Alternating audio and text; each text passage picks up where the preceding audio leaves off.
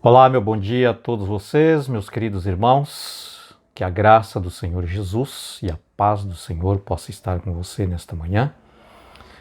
Que bom que você estar aqui na Sala da Esperança.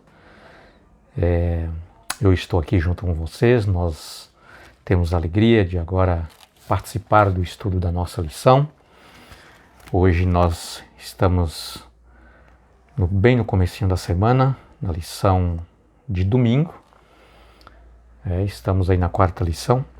Que você seja muito bem-vindo, muito abençoado por Deus, nesse momento que nós vamos abrir a Santa Palavra de Deus, e Deus tem uma mensagem tão maravilhosa, uma mensagem importantíssima para mim e para você.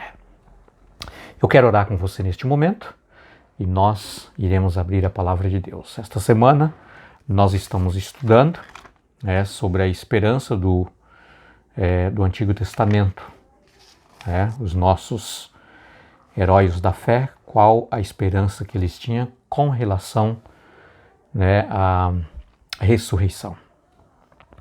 Vamos orar. Nosso Deus Pai Celestial, muito obrigado, Senhor Deus, por nesta manhã nós podermos começar o dia ouvindo o Senhor falar ao nosso coração. Enche o nosso coração da Tua paz, do Teu amor, da Tua graça, do Teu perdão. Nós o pedimos que o Teu bom Espírito, o Deus Consolador, que estejam conosco, que Ele possa ir nos iluminar neste momento, que o nosso coração seja, ó Pai, iluminado para compreendermos a Tua vontade para a nossa vida, em nome de Jesus. Amém. Muito bem, meus queridos, verei a Deus. Nosso estudo de hoje, nós estaremos abrindo a Bíblia no livro de Jó, capítulo 19, 27 a 27. Nós temos também como base o livro de João, capítulo 1, verso 18, 1 Timóteo 6, verso 16. Você pode abrir a sua Bíblia na sua casa, onde você estiver, se você desejar, e você pode acompanhar a nossa leitura com esses textos, tá? Verei a Deus. A história, queridos, aqui que vem contando para nós no livro de Jó, no capítulo 19, você provavelmente já conhece essa história, do grande sofrimento de Jó, tá? Possivelmente você já deve ter ouvido, alguém quando está passando por alguma circunstância difícil na vida, ou mesmo uma forma assim de um momento que você precisa ter muita fé, você ou alguém dizer essa pessoa precisa ter a fé de Jó, ou eu preciso ter a fé de Jó. E é verdade, tá? O texto conta para nós que Jó, um homem muito próspero, que gozava de uma boa saúde, tinha uma família muito feliz, uma família muito abençoada, uma família que realmente era bem próspera em todos os aspectos. E então, queridos, Jó, inesperadamente, num dado momento, que ele nem mesmo sabia o porquê, morreu sem saber o porquê que ele estava passando por tudo aquilo. Mas, no entanto, queridos, nós, pela palavra de Deus, pela inspiração, sabemos realmente que Jó estava passando por um momento de um grande conflito cósmico, conflito do bem e o mal contra o mal, e Jó estava sendo provado. A história mostra para nós que Jó perdeu os seus bens, entrou em um colapso financeiro, embora sendo o mais rico daquela ocasião e daquela região, se tornou o mais pobre, tá? Jó também foi afligido, o seu corpo por uma enfermidade cancerina, em que O corpo dele estava se desfazendo, despedaçando, se decompondo, mesmo ele ainda com vida. Como também, queridos, a sua vida emocional foi muito abalada também, quando os seus amigos, aqueles em quem ele deveria esperar receber alguma palavra de conforto, alguma palavra de esperança, apenas lhe acusaram de ser um grande pecador, né? Quem sabe aí um homem muito imoral, embora tivesse aí os seus pecados encobertos, tá? E se não bastasse isso, né? Quando a pessoa mais amada deveria lhe trazer uma palavra de esperança, uma palavra de conforto, que era a sua própria esposa, ela diz para ele deveria excomungar a Deus, ele deveria amaldiçoar a Deus e morrer. Né? Que coisa terrível, que coisa difícil para uma pessoa poder viver. Mas, amados, eu quero compartilhar com vocês aqui algo que Jó expressou em todo o seu momento difícil da sua vida. Por exemplo, Jó diz assim: eu sei que o meu Redentor vive, né, e por fim se levantará sobre a terra. Jó deu uma resposta para todos aqueles queridos, os seus acusadores, dizendo: eu confio em Deus, a minha esperança, a minha fé está em Deus. Eu sei que o meu Redentor vive, eu sei que o meu Salvador está vivo. Ele disse, né?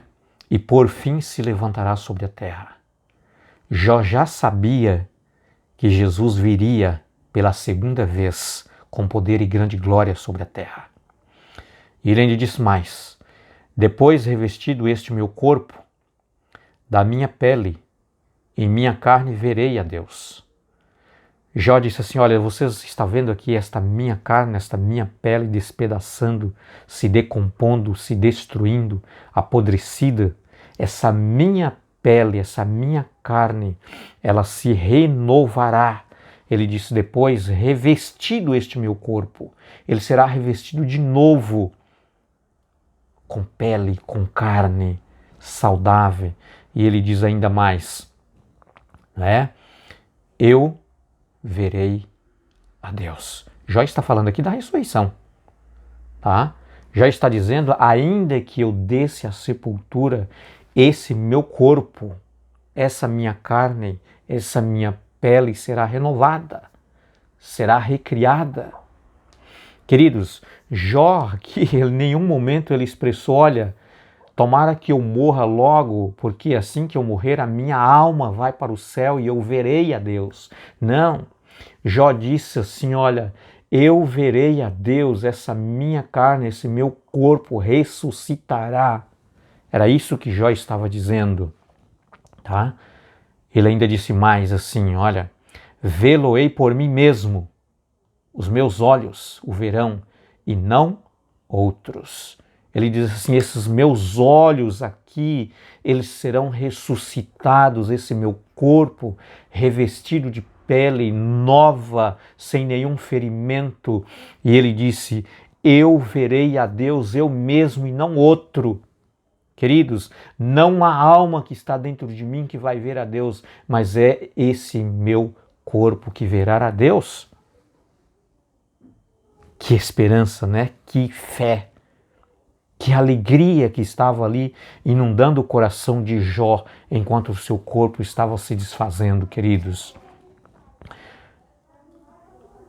Esse meus olhos o verão, não outros. Queridos, lá no livro de João, no capítulo 1, verso 18, diz assim: ninguém jamais viu a Deus. O Deus unigênito que está no seio do Pai é quem o revelou. Aquela esperança de Jó é que ele veria Deus, o Pai Celestial, enquanto até o presente momento, até hoje, queridos, nenhum homem, diz o texto sagrado, viu a Deus o Pai. Jesus Cristo, o unigênito, Deus unigênito, que tomou a minha natureza, que se encarnou e veio a esta terra, ele é que revelou o Pai Celestial. Mas nenhum homem ainda tinha visto a Deus, mas Jó, ele disse, esses meus olhos verão o meu Pai Celestial, verão o meu Deus, verão, sabe, o Deus Espírito Santo, Deus unigênito, Deus o Pai Celestial, eu vou contemplar, eu vou ver, eu vou estar bem pertinho, eu quero abraçar o meu Pai Celestial. Sabe, queridos, lá no livro de 1 Timóteo, no capítulo 6 e verso 16, tem um texto que está escrito, eu quero ler com você esse texto, que diz assim, o único que possui imortalidade. Quem é o único que possui imortalidade? Deus, tá? Que habita em luz inacessível, a quem homem algum jamais viu, nem é capaz de ver. A ele honra, poder eterno. Amém. Paulo disse que o único que possui imortalidade é Deus. Queridos, nós humanos, seres humanos, todos nós somos mortais. Aquela filosofia demônica apresentada por Satanás lá no Éden, de que Eva, se comesse do fruto da ciência do bem e do mal, ela não morreria, queridos, era apenas um engano satânico para levar à morte, um engano para a perdição, porque nós somos mortais. A partir do momento que ela comeu, ela se tornou mortal. Eu me tornei um mortal e você também, a alma que pecar, essa morrerá, está escrito na palavra de Deus. O único que é imortal é Deus. Aquele por quem homem nenhum nunca viu, que habita em luz inacessível. Esse sim é imortal. É Ele que vai nos fazer imortais também quando Jesus voltar. Por enquanto, queridos, todos que desceram aos sepulcros vão se levantar pela ressurreição. Estão todos no mesmo lugar. Queridos, a vida não é justa. Quando nós olhamos para o que Jó estava passando, como a Bíblia diz, um homem, no capítulo 1, verso 1, um homem íntegro, reto, temente a Deus e que se desviava do mal. Ele estava sofrendo, não por um pecado, não por uma culpa dele. Não era por isso. Mas porque, queridos, o enganador Satanás, que enganou os nossos primeiros pais lá no Éden, ele estava conflitando com Deus. Ele estava, queridos, chamando Deus de um Deus corrupto, de um Deus imoral, de um Deus indecente.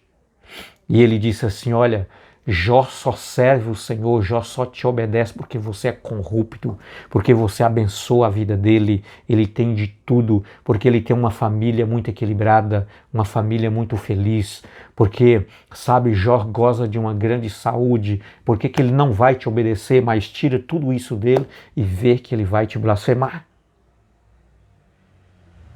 Jó passou, queridos, a passar por aquele momento de provação, exatamente por esse conflito, por esta guerra do bem contra o mal.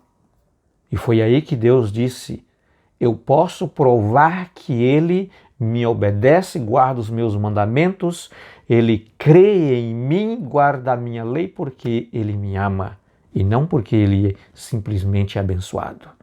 Tira tudo o que ele tem e não toque apenas na vida dele e você verá que ele continuará sendo fiel. Muitas vezes você passa por conflitos, por dificuldades, provações e você não sabe o porquê. Mas a disputa de Satanás para te levar ao desânimo, ao desespero e por fim à morte. Queridos, muitas vezes você sofre esse conflito, esta guerra. Por quê? porque Satanás está disputando você. Crer em Deus, entregue a sua vida a Cristo Jesus, confia nele. Posso dizer para você com toda a certeza, assim como passou tudo para Jó, para você também passará. Crê somente que você tem um Deus, que ainda que você desça, querido, ao seu sepulcro, você vai levantar totalmente revestido da glória de Deus. Jó expressou a sua fidelidade incondicional a Deus, porque ele amava a Deus. Ainda que ele me mate, disse ele, ainda que Deus tire a minha vida, nele esperarei. Mesmo imaginando que sua vida teria fim, ele manteve a certeza de que a morte não teria a palavra final. Quando nós estamos em Cristo, meus amados, a morte não tem a palavra final. Que esperança gloriosa em meio a uma tragédia dessa, cercado pela doença, a dor, pelo colapso econômico, pela reprovação social e pelo abalo emocional, Jó ainda podia ansiar pelo dia em que ressuscitaria dos mortos e contemplaria seu amado Redentor. Essa era a esperança que movia o coração de Jó no momento da sua aflição. Ainda que o Senhor tire a minha vida, permita que eu morra, que eu desça ao sepulcro. Ele diz assim, ainda assim, nele esperarei, nele confiarei, nele estará a minha fé. E eu tenho certeza que o meu corpo se levantará. Queridos, essa é a certeza mediante a palavra de Deus que todos nós precisamos ter. A certeza da ressurreição, a certeza que a morte não tem a palavra final. Nós precisamos ter no nosso coração, sabe, esta alegria, esta paz, de saber que temos um Deus que Ele pode restaurar tudo, ainda que estivemos no sepulcro. Queridos, Marta, quando ela viu seu irmão que estava se decompondo há 4 dias em um sepulcro, ao encontrar com Jesus, ela disse, eu creio que no último dia o meu irmão há de ressuscitar. Ela não disse, eu creio que eu verei a alma do meu irmão a qualquer instante, a qualquer momento ele vai me aparecer. Ele vai vir falar alguma coisa comigo. Ou ela não disse, eu creio que um dia também eu vou ver a alma do meu irmão lá no céu. Não. Ela diz, eu creio que no último dia o meu irmão há de ressuscitar. Queridos, precisamos de mais clara verdade do que essa a respeito do estado dos mortos e da ressurreição no último dia? Essa é a veracidade, a verdade da palavra de Deus. Que Deus te abençoe. Tenha um ótimo e abençoado domingo. Uma boa semana desejo para você e que o Espírito de Deus esteja te guiando em toda a verdade. Não permita que você seja enganado por fábulas, por filosofias errôneas, que são satânicas, diabólicas e que não vêm da verdade da palavra de Deus. Tenha um ótimo dia mais uma vez, é o meu desejo para você. Até logo.